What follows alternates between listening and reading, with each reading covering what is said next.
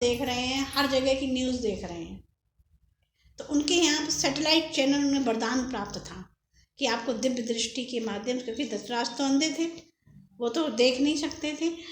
युद्ध क्षेत्र के मैदान का जो वर्णन है वो संजय, चूंकि उनके वो थे रथ चालक थे, ड्राइवर कह लो, और वो धृतराष्ट्र को सुना रहे थे कि अब ये वहाँ ये हो रहा है, अब ये हो रहा है, अब ये वहाँ हो रहा है, ऐसा हो रहा है, कृष्ण ये कर रहे, अर्जुन वो कर रहे, युधिष्ठिर वो कर रहे, नकुल वो कर रहे, सहदेव वो कर रहे। अर्जुन 5 भाई थे ना, पांडव थे, और कौरवों के बीच में युद्ध था।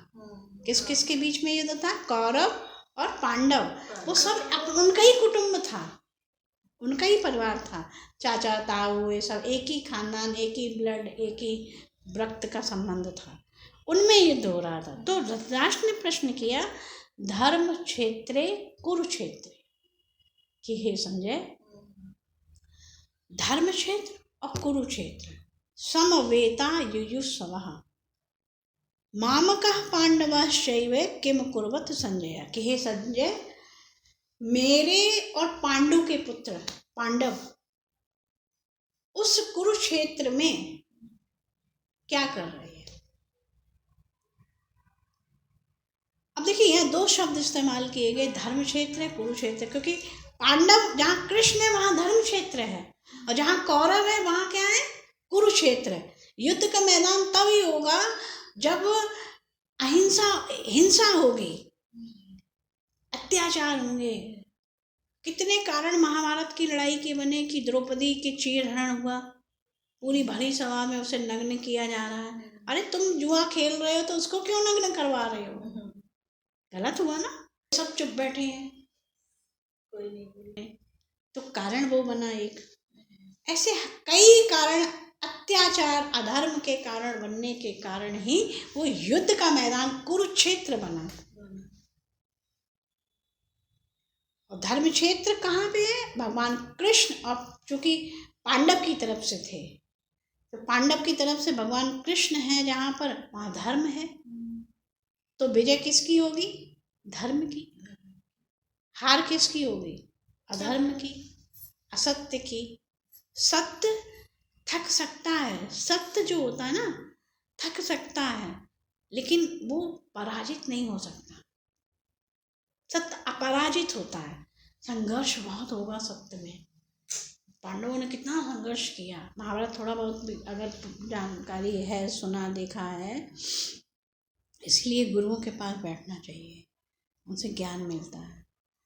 मतलब कर्म भी करो और थोड़ा थोड़ा सुनते रहो, क्योंकि ये जो मनुष्य का देह है इसमें शुद्धि हमें आवश्यक है। शुद्धि किसकी?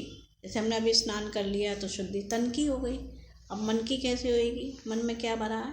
थोड़ा सुन के ही तभी शुद्धि होगी। मन में द्वेष भरा है, क्लेश भरा है, छल कपट भरा है, और दुनियादारी, चोरी चकारी, ये सब दुनिया जो संसार की चीज़ें आती हैं, बुरी चीज़ें, बुराइयाँ, निंदा करना, दोष दर्शन करना, किसी की दोष हम देख रहे हैं, क्यों देख रहे हैं? इसके लिए आंखें थोड़ी मेरी दी हैं। दोष अगर दिख रहा है तो आंख पलट लो, निंदा हो रही है तो कान को बंद कर लो। क्यों? हम उसके भागी क्यों बने? नहीं तो फिर हम उसके शिकार बन जाएंगे। अब कोई ने गलत चीज़ हमें वहाँ देखी, हम बीमार पड़ गए, और वैसे कुछ नहीं है, लेकिन ऐसे पड़े, ऐसे लगता है जाने क्या हो गया, वो एकदम सब घबरा गए सारे चारों तरफ लोग। तो कुछ गलत चीज़ अंदर गई ना। तो गलत जो भी बुरी चीज़ है, गलत चीज़ है, वो गलत ही होती है, वो उसका प्रभाव गलत होता है, चाहे सुनने में, चाहे खाने में, चाहे देखने में, और चाहे समझने में। इसलिए महात्मा गांधी ने 3 बंदर अपने पैदा किए, तो उन्होंने बनाए थे, बुरा मत बोलो, बुरा मत सुनो, और बुरा मत देखो। 3 बंदर ऐसे दिखते हैं, बुरा मत बोलो, बुरा मत सुनो, बुरा मत देखो। 80% आँख से हमें ज़्यादा, आँखों से ज़्यादा पाप होते हैं देख करके, उसके बाद में कान से, उसके बाद में मुख से, हम किसी को गाली देने की चेष्टा करेंगे, वाणी से हम किसी को बुरा बोलें, तो ये अधम पाप हो गया ना, है ना। तो ये क्या है, मन के तो क्लेश, मन के। इसीलिए 5 प्रकार के क्लेश बताए गए हैं शास्त्र में। कहा है कि राग, द्वेष, अभिनिवेश और अज्ञान, अविद्या, ये 5 प्रकार के क्लेश बताए हैं। तो हम लोग मानव देह में आए, किस में आए, मनुष्य बनकर आए।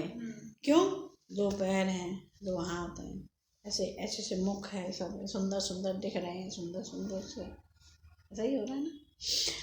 पशु नहीं बने हम लोग। अभी यहाँ भैंसिया को खड़ा कर दो, वो कुछ नहीं समझे, वो सुनती तो रहेगी लेकिन समझेगी नहीं। क्यों, उसके पास बुद्धि नहीं है।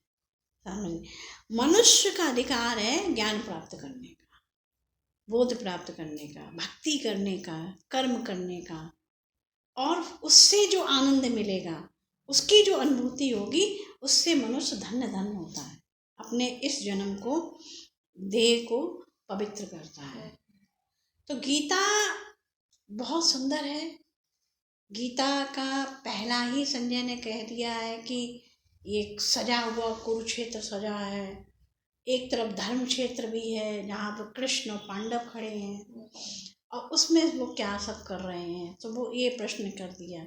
अब उसमें सब बताया गया, गीता में बड़ा सुंदर बताया, आत्मा का भेद बताया। बोले कि आत्मा, अर्जुन को जब ज्ञान दिया, कहा कि नैनम छिन्दन्ति शस्त्राणि नैनम दहति पावकः न चैनम क्लेदयन्त्यापो न शोषयति पाप मारुतः, कि आत्मा जो मेरे भीतर है उसको कोई मार नहीं सकता, उसको कोई काट भी नहीं सकता।